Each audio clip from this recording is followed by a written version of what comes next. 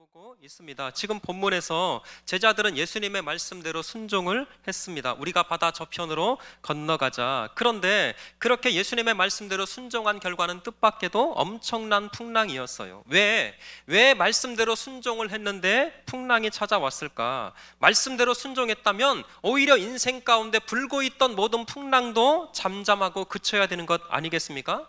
더군다나 지금 이 뱃길에는 예수님께서 함께 하고 계시는데 어떻게 만왕의 왕 예수님께서 함께 타고 있는 이 배에도 풍랑을 만나야만 했던 것일까? 어떻게 이런 일이 발생할 수 있느냐고요. 그런데 우리가 성경을 가만히 살펴보고 또 살펴보면 제자들이 왜 풍랑을 만났는가? 이 풍랑의 원인과 이유가 무엇인가? 그것을 분석하고 따지는 것에 전혀 관심이 있는 것이 아니더라고요. 사실은 이것에 전혀 관심이 없습니다. 오히려 인생 살면서 수많은 풍랑을 만날 수밖에 없을 터인데 그 풍랑이 찾아올 때마다 과연 우리는 어떻게 할 것인가? 성경의 관심은 사실 여기에 있습니다. 다시요, 지금 예수님과 함께하는, 예수님과 동행하는 그 뱃길 속에서도 피할 수 없는 것이 풍랑이었어요.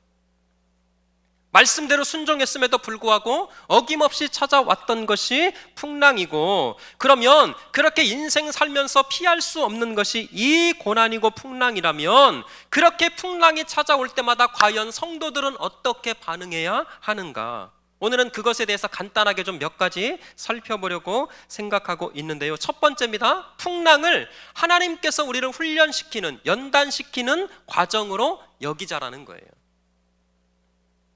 물론 인생에게 찾아오는 모든 풍랑이 무조건 하나님의 연단과 하나님의 풍랑은 아닐지 모르겠어요.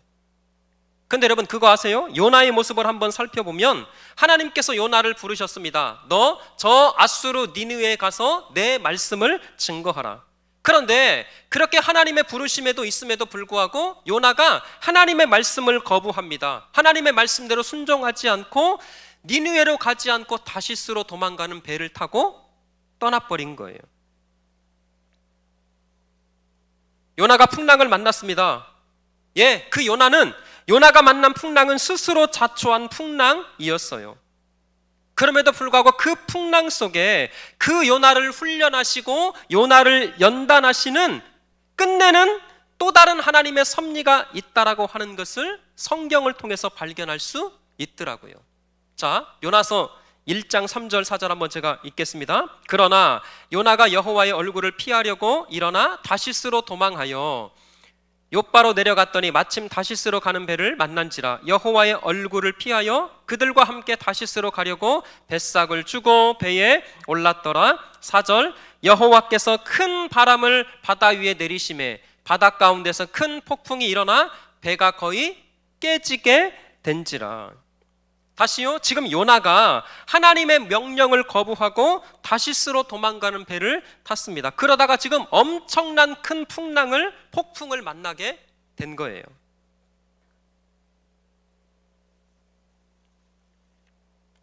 그런데 이 풍랑은 하나님의 섭리가 담겨져 있는 풍랑이었다라는 거예요. 비록 불순종으로 말미암아 당하는 풍랑이었지만 그럼에도 불구하고 이 풍랑 가운데서 요나가 잘했던 것이 한 가지가 있었습니다. 그게 뭐냐? 요나서 2장 1절 2절이에요. 자, 볼까요? 요나가 물고기 뱃속에서 그의 하나님 여호와께 뭐 했다고요?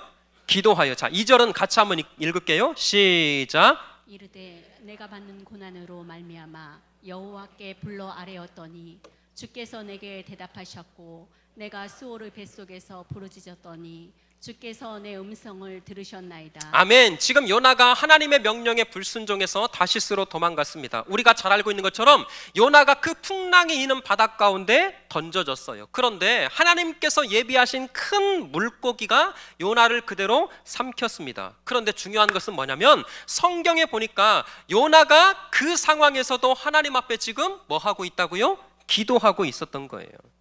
잘 들으세요, 여러분들. 요나가 그 물고기 뱃속에서 고난의 이유가 무엇인지, 왜 나에게 고난이 찾아왔는지 그것을 분석하고 따지지 않았습니다. 이후 여하를 지금 막론하고 요나는 그 모든 상황을 하나님 앞에 엎드리며 기도하는 도구로 하나님께서 도우시고 하나님께서 구원하시는 그 훈련의 과정으로 지금 생각하고 기도하고 엎드리고 있었다라는 거예요. 사랑하는 성도 여러분, 피할 수 없는 것이 고난이라면, 아니 인생 살면서 예기치 못하는 수많은 풍랑을 만난다 할지라도 그 모든 상황을 하나님께서 우리를 성장하시고 성숙해 하기 위한 그 훈련과 연단으로 그렇게 사용되어지는 은혜가 있기를 주의 이름으로 축원합니다. 두 번째, 우리 인생에서 피할 수 없는 것이 풍랑일진데, 그러면 그 풍랑이 찾아올 때마다 과연 우리가 어떻게 해야 될 것인가? 두 번째는요, 풍랑이 올 때마다 우리 안에 내 안에 예수님께서 계심을 절대 잊지 말자라는 거예요.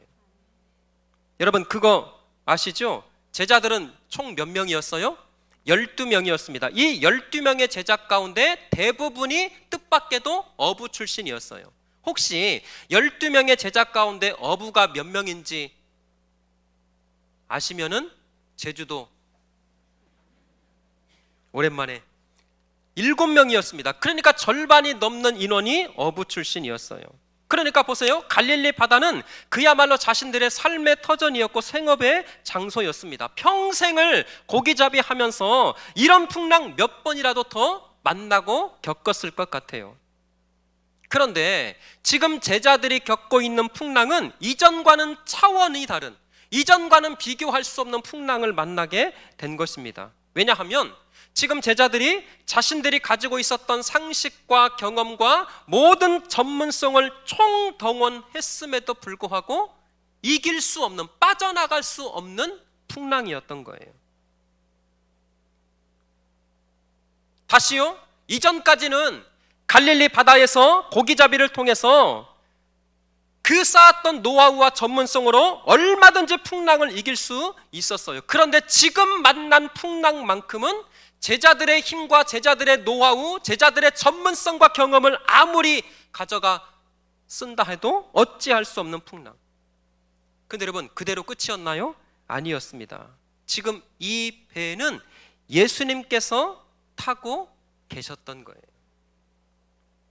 어쩌면 마가복음이, 이 마가의 기자가 우리 성도들에게 가장 중요하게 전달하고 싶은 메시지가 이것은 아니었을까, 개인적으로 그렇게 생각을 했습니다.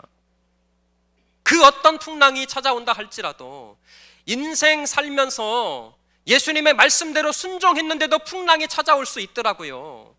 누구보다도 예수님과 가까이 예수 그리스도와 동행하는 그 믿음의 삶을 살았음에도 불구하고 예기치 못하게 피할 수 없는 것이 풍랑일지라도 지금 마가복음 성경이 우리 구의중앙교회 성도들에게 가장 중요하게 외치고 싶은 거, 그럼에도 그 풍랑 속에 우리 주 예수께서 함께하고 계신다. 제가 증거해 드릴게요.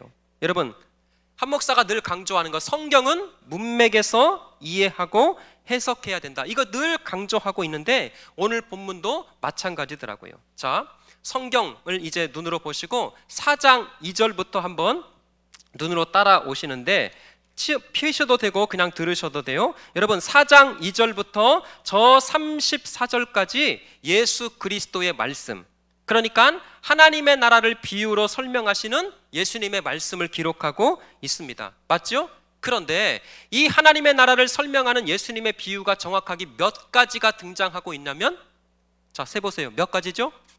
4가지가 등장하고 있습니다. 자, 첫 번째가 씨 뿌리는 비유, 그 다음에 21절부터 등불에 관한 비유, 그 다음에 26절부터 자라나는 씨에 대한 비유, 그 다음에 30절부터 32절까지 그 유명한 겨자씨 비유가 등장하고 있어요. 맞죠? 지금 따뜻하다고 지금 졸고 계시는데 저를 보세요. 자, 끄덕여 주세요. 다시요. 지금 4장 2절부터 저 34절까지 천국에 관한 예수님의 비유를 설명하고 있는데 그 비유가 총 몇 개 등장하고 있다고요? 4가지가 등장하고 있어요. 그런데 자, 보세요. 그렇게 4개의 비유와 이 해석이 등장하고 오늘 35절부터 저 5장 끝까지 이제는 예수님의 기적, 그러니까 앞에 있는 비유의 말씀과 쌍을 이루고 균형을 이루는 어떤 사건들이 계속 등장하고 있는데 뜻밖에도 예수님의 기적이 또 정확하게 4가지를 기록하고 있어요. 다시요, 저를 보세요. 그러니까 하나님의 나라에 대한 비유의 말씀도 총 몇 가지였다고요? 네 가지, 그리고 그거와 더불어서 쌍을 이루고 대조를 이루는, 균형을 이루는 예수님의 비유가 시작되는데, 뜻밖에도 예수님의 비유도 몇 가지라고요? 네 가지로 기록하고 있어요.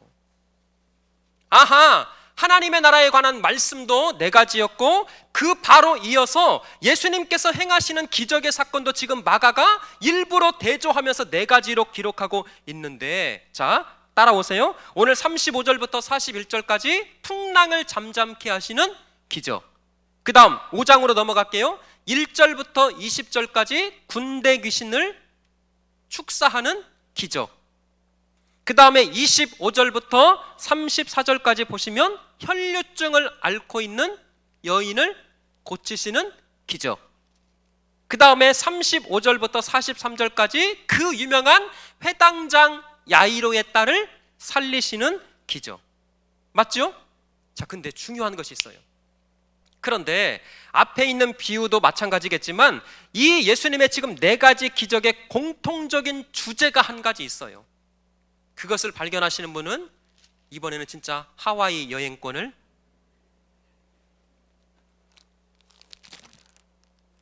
하와이, 자, 주제가 뭘까요? 그냥 말씀해 보세요.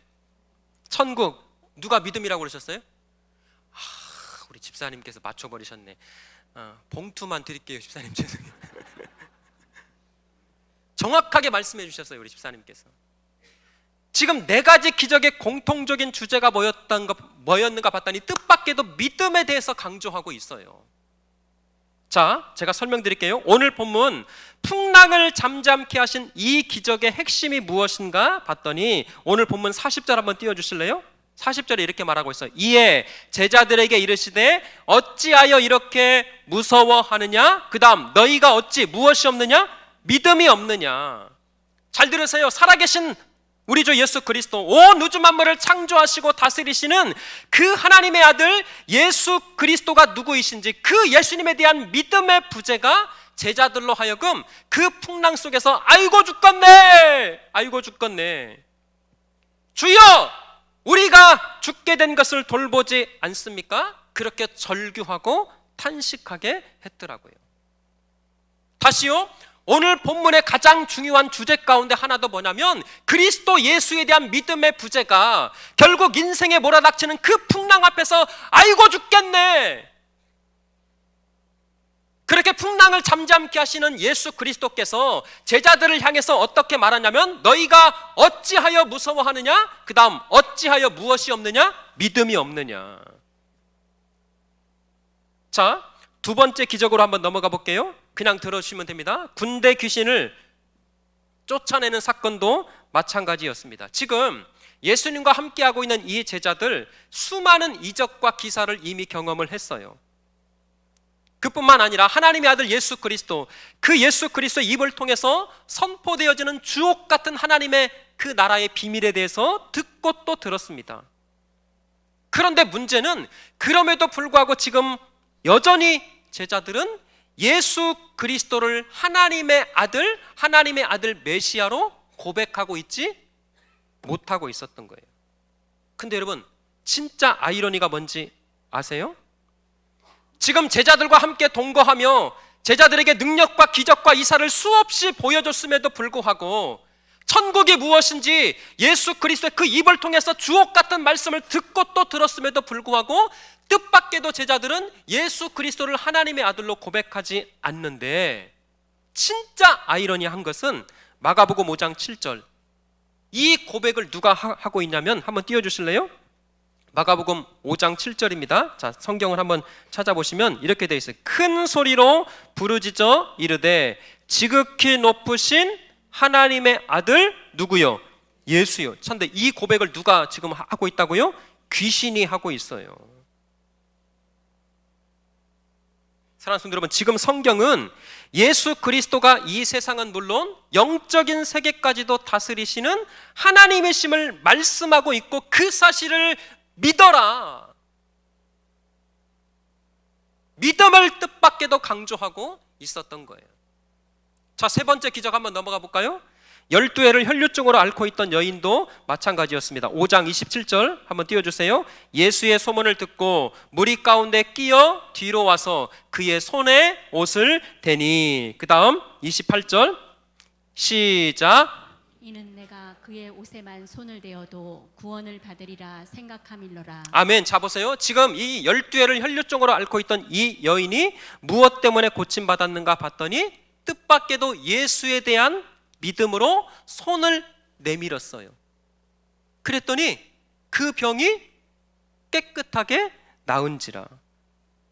할렐루야. 그래서 34절에 보시면 이렇게 선포하고 있습니다. 예수께서 이르시되 따라 내 무엇이 믿음이 너를 구원하였으니 평안히 가라. 네 병에서 놓여 건강할지어다. 아하.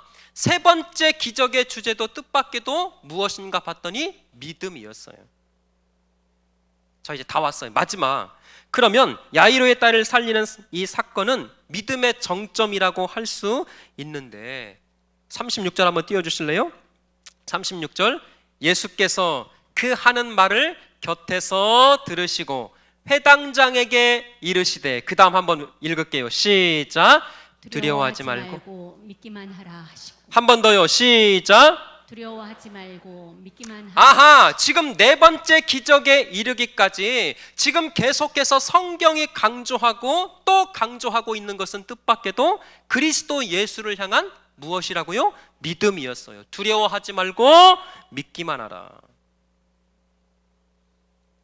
사랑하는 성도 여러분, 지금 성경은 네 가지 비유와 이 곧바로 등장하는 이 네 가지 기적의 사건을 통해서 어떤 중요한 메시지, 오늘 우리 구의중앙교회 성도들에게 정말 특별하게 중요한 메시지를 던지고 있는데 다름 아닌 우리가 믿고 있는 예수 그리스도.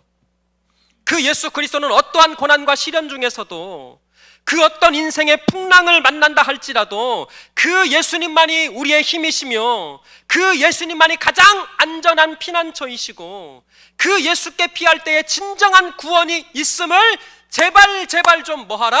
믿으라 말씀하고 있는 거예요.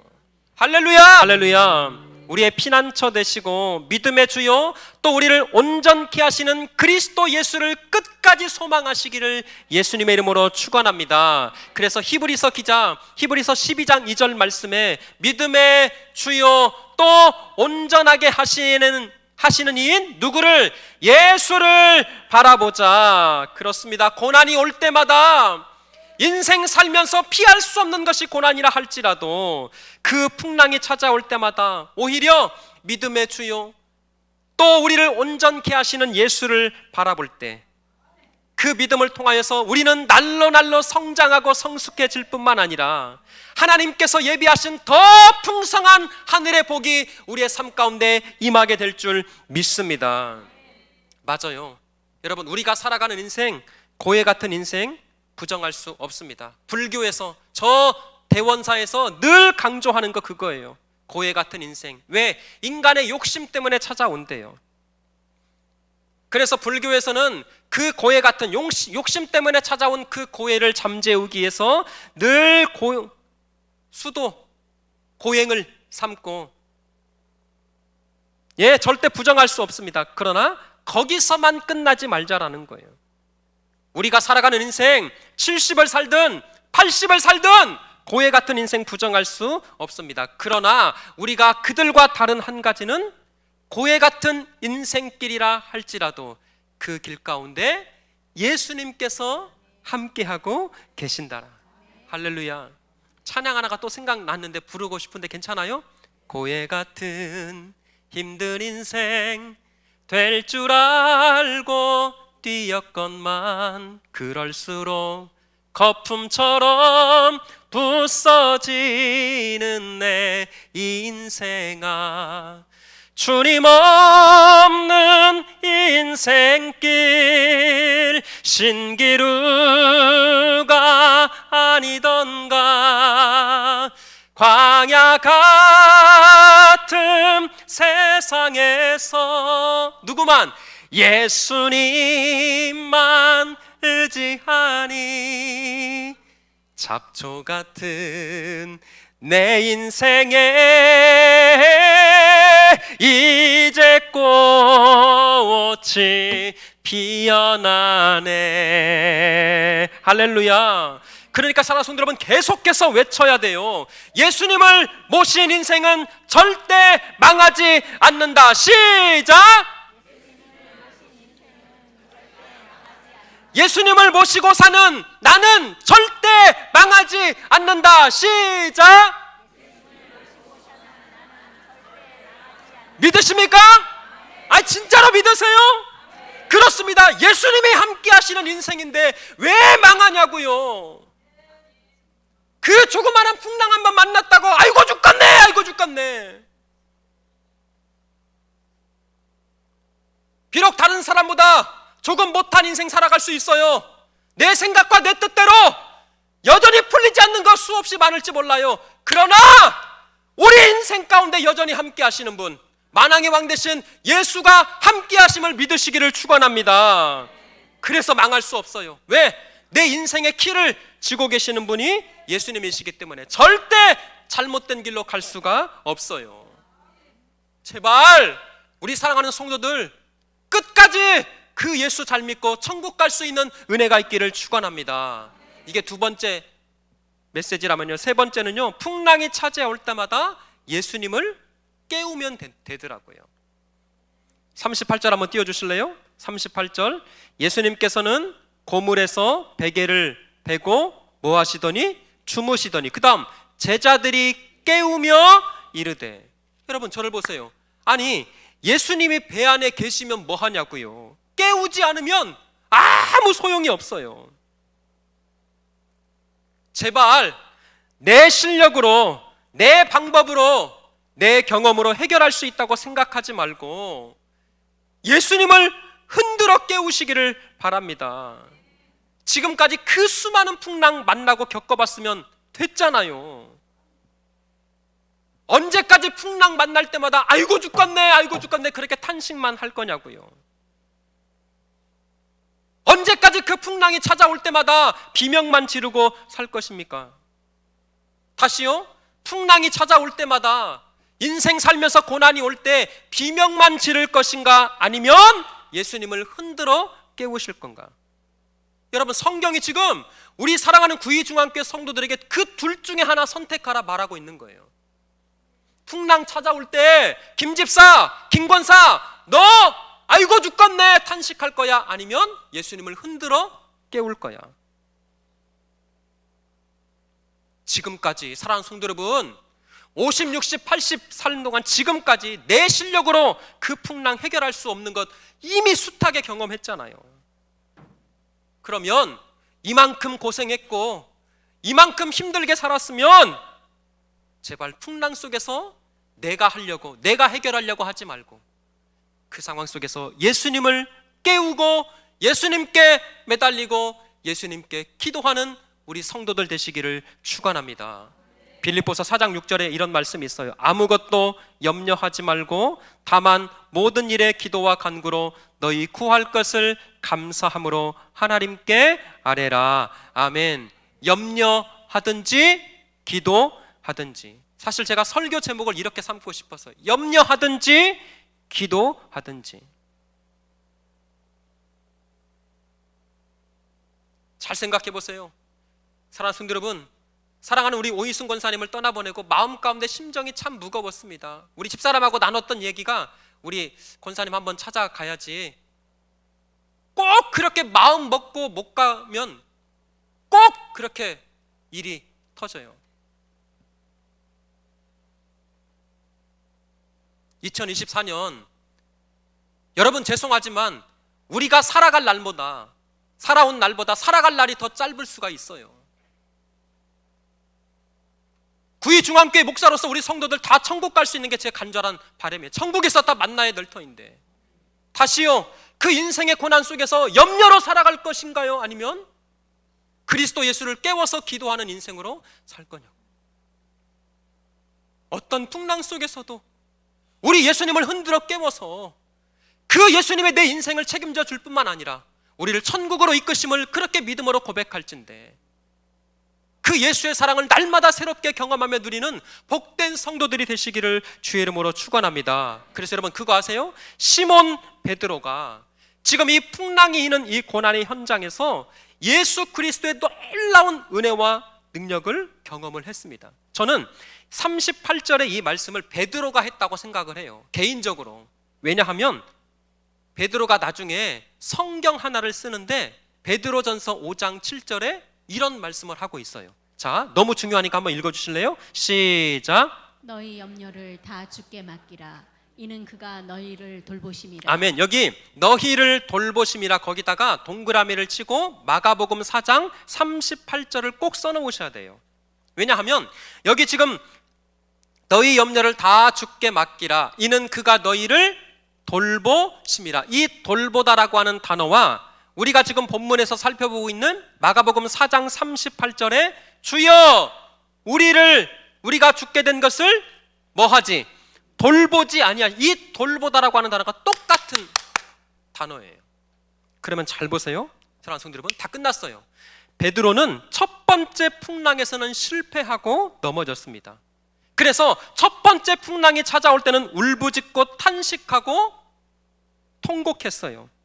그런데 예수님을 흔들어 깨워서 그 예수님께서 바람과 바다를 꾸짖고 잔잔하게 하셨어요. 그리고 죄와 사망을 이기신 부활하신 예수 그리스도를 확실히 믿고 난 이후에는 어떻게 바뀌냐면 이는 그가 너희를 돌보심이라 그렇게 외치는 사람으로 변화됐어요. 다시요, 이전에는 예수님을 향한 분명한 믿음과 예수님을 향한 분명한 확신이 없을 때는 왜 우리를 돌보지 않습니까? 그렇게 원망하고 탄식했다면 예수님을 확실하게 흔들어 깨워서 믿음에 있는 그 순간에는 이는 그가 우리를 뭐하심이라? 돌보심이라. 할렐루야. 우리가 살아가는 인생, 만왕의 왕 되신 우리 주 예수 그리스도께서 우리와 함께 하십니다. 그분은 한순간도 우리를 떠나시는 분이 아니에요. 볼지어다 내가 세상 끝날까지 너희와 항상 함께 있으리라. 이것을 미리 경험했던 다윗은요, 내가 사망의 음침한 골짜기를 다닐지라도 해를 두려워하지 않을 것은 주께서 나와 함께 하심이라. 사랑하는 성도 여러분, 하나님께서 맡기신 사명이 남아있는 한 그 어떤 광풍이나 그 어떤 파도가 우리를 해할 수 없음을, 우리 인생길에 진짜 선장 되신 예수께서 함께 하심을 믿음으로 고백할진대 두려워하지 마시고 그 모든 풍랑을 가능케 이기게 하시고 가능케 하시는 그 예수 그리스도, 우리 끝까지 예수 잘 믿고 그 예수님만 믿음으로 소망하고 끝까지 하나님의 나라를 향해 전진해 나가는 우리 귀한 믿음의 성도들 되시기를 주의 이름으로 축원합니다. 우리 이 찬양을 함께 부르면서 하나님, 다시금 우리가 마음을 다하여서